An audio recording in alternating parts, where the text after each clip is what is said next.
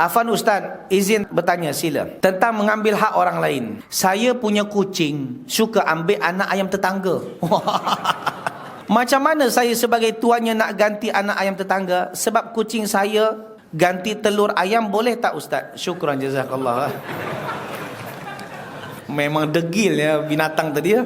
Memang kucing tu dasar binatang ya. Tanyalah dengan ownernya.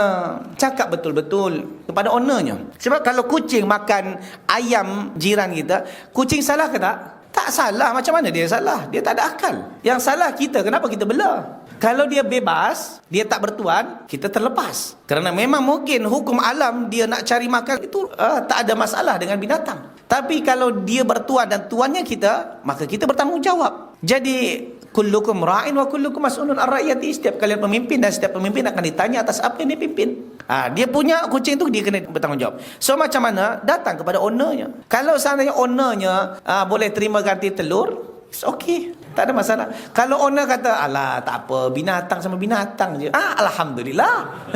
Kalau seandainya dia minta ganti anak ayam juga, maka carilah. Walaupun kelang kabut cari anak ayam, cari anak ayam yang lain. Atau bayar dengan duit. Begitu cara dia. Jangan buat-buat senyap. Hati-hati je mah. Allah Ta'ala alam.